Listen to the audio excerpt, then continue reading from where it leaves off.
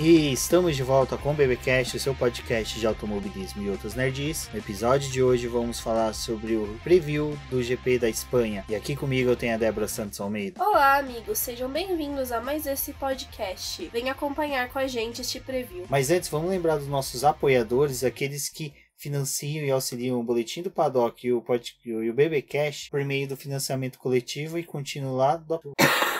Exatamente, Débora. Vamos todos acompanhar agora nosso preview para o GP da Espanha. Também o Epoch do Eprix de Mônaco, que a Cíntia Venâncio vai falar dentro de instante com o pessoal. Mas antes, vamos também agradecer aos nossos apoiadores, aqueles que auxiliam o Boletim do Paddock por meio do financiamento contínuo e coletivo lá da plataforma Apoia-se. E são eles: Ricardo Bannerman, Maia Barbosa, Eliezer Teixeira, Luiz Félix, Arthur Felipe, Thiago Bullet, Rafael Celone, Will Mesquita, Antony Santos, Rogério Froner, Helena Lisboa, Cássio Machado e Carlos Eduardo Del Valle. Obrigada a todos os nossos apoiadores. Vocês são extremamente importantes para que esse programa e que todos os nossos projetos possam ser realizados. Então a gente fica muito feliz com essa participação. Mas também fica o convite para todos os nossos ouvintes de que, se for possível apoiar o nosso projeto, nós temos valores pequenos e que fazem muita diferença para a gente dar continuidade a todo esse trabalho. Que demais, caro ouvinte do BPcast, eu sou o Bruno Scarin, eu sou host do Kart Buzz, é um podcast focado na cultura do kart, então eu gostaria de te convidar a expandir o mundo do automobilismo também para o kartismo. Então entra lá em kartbuzz, o buzz é buzz.com.br. Valeu! O GP da Espanha, ele já é a segunda vez que a gente vê o circuito da Catalunha esse ano, né? Já que ele sediou os testes de inverno no começo da temporada, na pré-temporada, né? Foi quando a gente viu aquele furacão vermelho, a Ferrari dominando tudo e a todos de uma forma surpreendente. Já tinha aquela discussão que a Mercedes vinha, né, escondendo o jogo, mas a Ferrari foi totalmente soberana em solo espanhol. Sim, nessa nossa pré-temporada, né? Na verdade, vamos falar um pouquinho antes desse circuito, porque esse circuito de Barcelona especificamente é o mais conhecido tanto para os pilotos quanto para as equipes, né? Porque justamente ele faz parte dessa pré-temporada. Então é um circuito que a gente vê eles testando bastante tempo, né? São 8 dias no começo do ano e logo depois do GP a gente tem mais 2 dias de teste na Espanha, né? Exatamente. Então, o que é bacana, que como você falou, hoje a casa da Fórmula 1, né, de teste, de desenvolvimento, é o circuito da Catalunha, apesar que no final do ano eles aproveitam ali que já estão em Abu Dhabi, fazem uns testes, mas esses testes são mais voltados mesmo para Pirelli. Sim, a gente teve Jerez, que também é um autódromo da Espanha, né? Ele também teve participação em corridas, mas ele também foi um palco grande para as pré-temporadas. Se eu não me engano, Jerez esse ano recebeu, ao mesmo tempo dos testes de inverno da Fórmula 1, recebeu os testes da Fórmula 2, e depois que a Fórmula 1 saiu, a Fórmula 2 foi para a Espanha. Antes mesmo de falarmos, né, do circuito catalão, vamos relembrar que a Espanha, ela desde a década de 50, né, Débora, recebe a Fórmula 1. Ela ficou um tempo, teve um lapso ali grande que ela ficou sem receber a Fórmula 1, mas o circuito espanhol chegou a ser um daqueles que no início, não o circuito espanhol da Catalunha, né, de Barcelona, mas o país, a Espanha, recebeu a Fórmula 1 já no seu início, ali nos seus primórdios. Sim, ao todo foram 5 autódromos que a Espanha teve, que a Fórmula 1 acabou participando. A gente teve o primeiro, que foi o de Pedralbes, que ele acabou saindo do calendário por conta daquele acidente das 24 horas de Le Mans, em que 82 espectadores que estavam, né, presentes nesse dia acabaram falecendo. Esse foi um acidente que repercutiu bem no automobilismo. A Suíça, por exemplo, proibiu por mais de 50 anos, corridas e até atividade profissional de piloto não era regulamentado no país, por isso que muitos pilotos residem na Suíça e têm os bens lá, porque não pagam imposto como uma profissão, então tem essa questão. Vocês estão achando que é só brasileiro que foge do leão?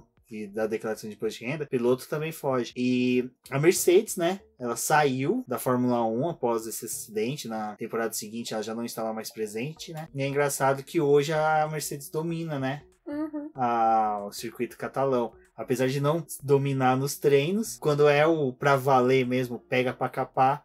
O nome mais forte é a Mercedes, né? Mas a gente tava falando desse primeiro circuito da Fórmula 1. Por conta desse acidente que a gente teve em Le Mans, acabou trazendo várias mudanças, né, pro cenário, que foi os pilotos utilizarem um cinto de segurança, o capacete ser completamente fechado para poder ter uma melhor proteção. É que antes era uma touca e uma panela na cabeça com um barbante que segurava. Não... Já podemos chegar, né, ao Autódromo de Barcelona, que ele tá desde a temporada de 1991, né, e desde então, tá, o calendário não saiu. O circuito da Catalunha, ele foi graças à construção do governo espanhol, né, em 1991, a competição acabou se mudando para ele, mas a gente ainda viu Jerez, né, aparecendo em pré-temporadas. Realmente, Jerez só recebeu os treinos. É um circuito bem bacana, a MotoGP, né? Corre lá, é um circuito bem legal. A última corrida agora da MotoGP foi em Jerez. Ele lembra um pouco do circuito da Catalunha, não em questão de desenho, obviamente, porque eles são bem diferentes, mas ele tem uma reta grande, né, principal. Barcelona, ela tem 16 curvas, né? Mas só que somente 3 são curvas baixa. E isso faz ser um circuito muito rápido. E é por isso que ele tá presente na pré-temporada. Porque você tem exigências que você vê durante o ano. Ele é o que tem uma... Agora a gente vai entrar na fase da Europa, né? Que é quando a gente tem maior mudança mesmo. As atualizações agora, elas vão acompanhar mais os carros ao longo do ano. E ela é uma pista que eles acabam utilizando bastante por conta dessa alta velocidade que ela tem. Ela é boa até para os testes de pneu, né? A Pirelli gosta dessa pista para poder verificar os compostos. Eu acho que até os testes que vêm agora, né, já são para os compostos do ano que vem. Sim. Que eu acho que é a única atualização que a gente vai ter mais brusca de carros, assim, de atualizações que vai ter pra temporada de 2020 é questão de pneus, né, Débora? Porque você tava verificando questão de design, de aerodinâmica dos carros, não deve ter mudanças tão drásticas como foi de 2018 para 2019. Sim, eu tava lendo um texto no site da Fórmula 1 explicando um pouco a respeito desse tipo de pacotes de atualização e também falando um pouco do comportamento dos carros. Que a gente tem uma constante atualização nesses carros, né, ao longo do ano, só que algumas vezes são coisas tão pequenas que fica difícil de você detectar se você não tiver um olho muito atento, ou esses textos que acabam complementando pra gente o que realmente trocaram de uma corrida para outra. Mas as equipes trabalham, né, constantemente para poder trazer novas atualizações para esses carros. Foi uma coisa bem legal que tem nesse texto, falando a respeito que quando a gente vê uma peça na pista, ela já tá obsoleta porque na próxima corrida ela já vai ser trocada, provavelmente. E, bom, Barcelona e Silverstone são as duas pistas que trazem o maior conjunto de atualizações, é onde as equipes gostam de dar aquele pacotão, né, juntar várias coisas que precisam ser mudadas no carro, então eles acabam trazendo para essas duas. E em Barcelona a gente vai ter uma mudança bem geral dos carros. Se comparado a Baku, praticamente todas as peças de Baku que foram tragas em atualização vão ser descartadas, porque é um novo carro a partir de agora. E para a próxima temporada, né, essa mudança vai ser bem pequena de regulamento. E nesse texto também eles falavam que cerca de 10% só do carro do ano anterior é aproveitado para a próxima temporada. Apesar que ao longo do ano a gente acaba vendo algumas peças que foram testadas no ano anterior com algum tipo de melhoria. E esses 10% vai caindo de reaproveitamento de peças, conforme você vai vendo casos que nem do Grosjean, do Robert Kubica, do Lance Stroll, que são pilotos que vão destruindo peças durante o ano. Sim, isso também acaba influenciando, que é uma Deve coisa ser que... muito ruim você ser um engenheiro, desenvolver uma peça Então, eles estavam falando que e ver o cara realmente destruindo acontece a primeira isso. curva. Quando você perde uma peça, né? No caso, um exemplo foi os carros da McLaren, né? Que eles estavam com aquela atualização e acabou sendo destruído o carro. Mas é isso. Eu acho que deve ser muito frustrante você ser um engenheiro e falando de destruição e Barcelona que recebe, ser um engenheiro da Haas e acontecer que nem aconteceu ano passado, que o Grosjean, na segunda volta, destruiu o carro dele, destruiu do Hülkenberg e do Pierre Gasly. Tudo bem que Pierre Gasly tava com motor Honda, não ia durar muito mais na corrida. Aquela imagem foi bem chocante, principalmente porque ele perdeu, né, o ponto de frenagem do carro, e aí ele tentou voltar, só que parece... O começo da imagem parece que ele tá tentando fazer um drift com o carro de Fórmula 1, aí você já pensa no Relâmpago Marquinhos, né? Só que aí deu errado, o carro girou, né? Deu zerinho e aí ele foi fazendo strike em quem tava perto. Bom, mas da corrida de 2018, vamos falar daqui a pouco, voltando para Barcelona. Por ser um traçado que tem 16 curvas, sendo 13 de alta, somente 3 em baixa, nós tivemos, né, Débora, a recapeamento, né, a troca do asfalto no ano passado. Sim. Mas atualmente já voltou, né? Porque devido ao uso... Eles falam que é um circuito que acaba maturando, né, o asfalto. Então, mesmo que tenha sido feito o recapeamento, era mais para aquele tipo de correção de bump, para poder não ter esses problemas. Então, eles fizeram esse recapeamento, mas como a pista é bem utilizada, ela já tá no ponto adequado para as corridas continuarem. Então, a gente vai ter toda aquela coisa, né, de circuito verde, errando no começo, mas, gente, a gente tem que lembrar que é uma pista muito conhecida, então os erros, às vezes, vão acontecer justamente por conta dessa troca de carro, porque não é o mesmo carro que eles treinaram no começo do ano, ele já passou por diversas atualizações, então ele já não é o que a gente viu na pré-temporada, completamente novo. Então, com essas trocas de peças, os pilotos às vezes acabam perdendo um pouquinho desse feeling, né, até se adaptarem melhor com o circuito. Bom, e falando em perder o feeling, eu acredito que a Renault deve achar o pendrive com os setups do carro, que como a gente falou no review do GP do Azerbaijão, a Renault é uma equipe que tá perdida, vamos pôr dessa forma, porque na pré-temporada ela foi tão bem, né?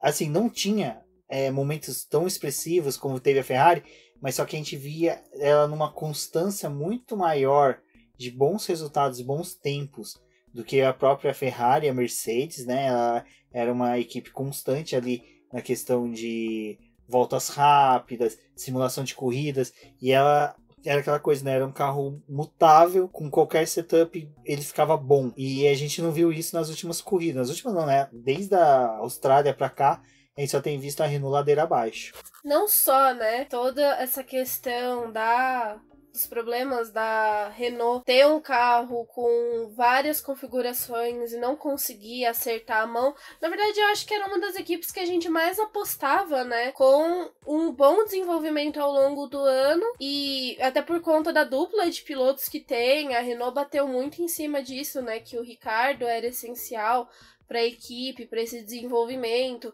O Hülkenberg já é um piloto, né, calejado da Fórmula 1 e tem todo esse conhecimento. E pilotos e carro e equipe parece que não casaram ali, né? Eles estão extremamente perdidos. A Renault anunciou essa semana que tá tentando fortalecer o departamento técnico dela, até para poder fazer com que esse trabalho melhore. Então, existe uma grande expectativa para que essa corrida, pelo menos, eles se adaptem melhor, até por ser um circuito já bem conhecido. Bom, falando em circuito conhecido, vamos falar de alguns números do GP da Espanha, principalmente do circuito da Catalunha.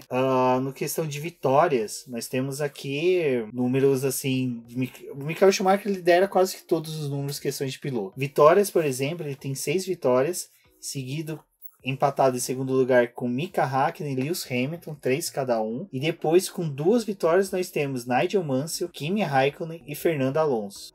É engraçado que na hora que você olha os números, pilotos com uma vitória, você tem desde mitos como Alan Prost e desde pessoas que foram subestimadas pelo automobilismo, que é o Pastor Maldonado, que também tem a única vitória dele foi lá. Então, assim, é bem bacana que é um circuito que, como você falou, acho que às vezes por ter a equipe ter esse conhecimento do que é a pista, né, eles podem fazer algumas tentativas ali para abocanhar uma ou outra vitória. De 2004 até 2016, nós não tivemos pilotos que venceram seguido no circuito. 2004 foi a última do Schumacher, que vinha numa sequência, mas dali já veio a maldição. Então, possivelmente... Ah, não, Lewis Hamilton tem 2 vitórias, né? Tem 2 vitórias, 2017 e 2018. Bom, quebrou a magia. Agora... O que o Hamilton não quebra, né? Todos os recordes, magia e por aí vai. Exatamente. É praticamente o Pikachu da automóvel.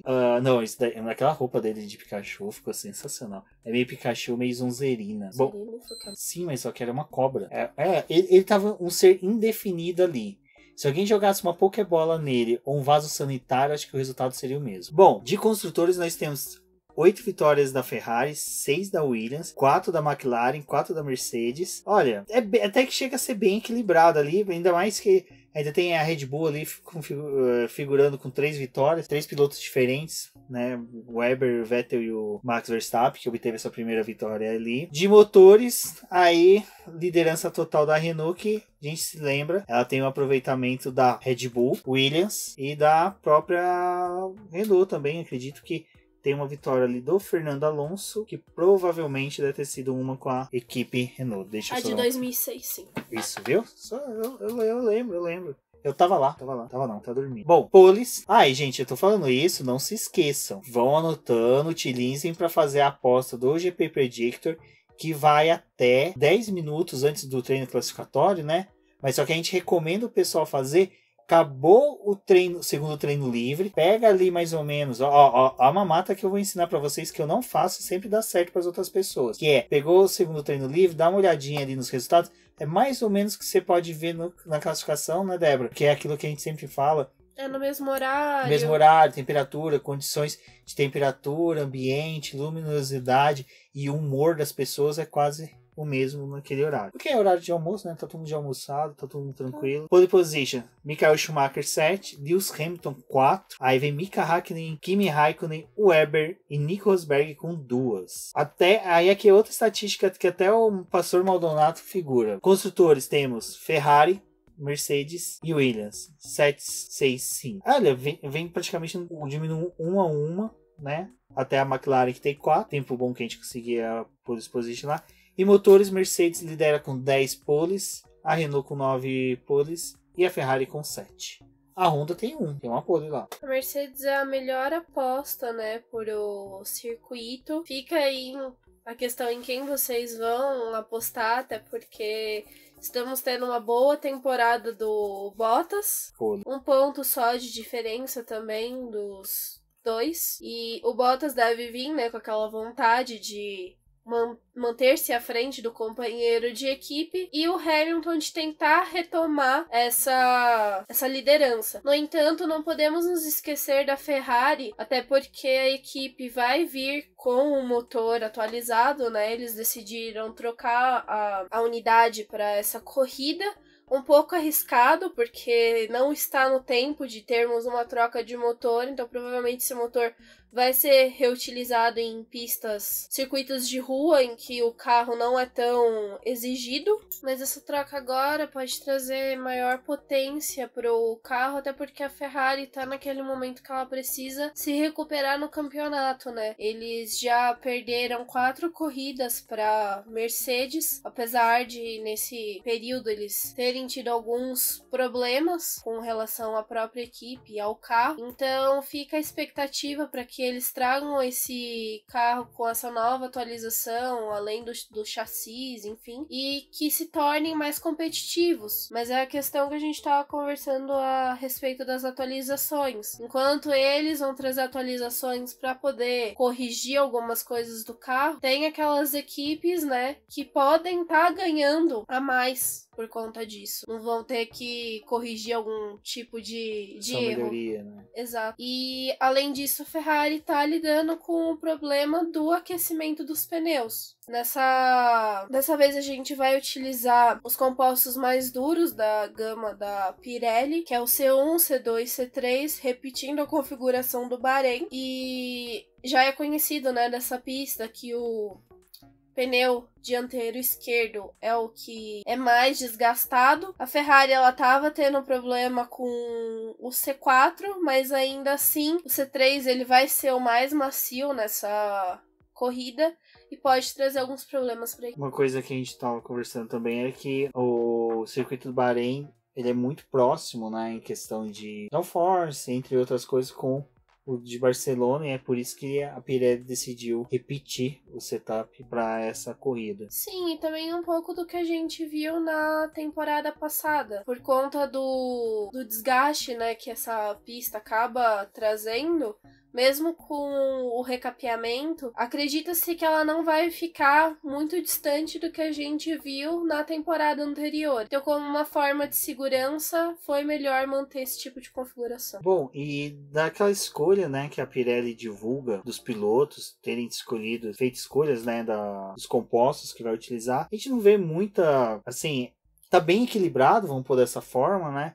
Eu acho que somente a Red Bull e a McLaren ali que tem alguma coisinha um pouco diferente delas, das demais. Mas o que é interessante disso é porque o Hamilton escolheu 2 pneus duros, né? Enquanto Bottas e Vettel têm apenas um conjunto desse pneu. Então, se eles forem, né, aplicar a estratégia igual a do ano anterior de se largar com os pneus macios, né? E é muito provável que a gente não veja eles utilizando esses compostos no segundo treino livre, que é o momento que eles fazem a simulação de corrida. Então, provavelmente esse jogo pode ser guardado pensando para uma estratégia da corrida no domingo. Exato, né? Porque também Barcelona, assim, às vezes não, acho que a incidência de safety car é grande. Principalmente que é uma pista que, como a gente falou, as equipes já têm um conhecimento, tem um conhecimento prévio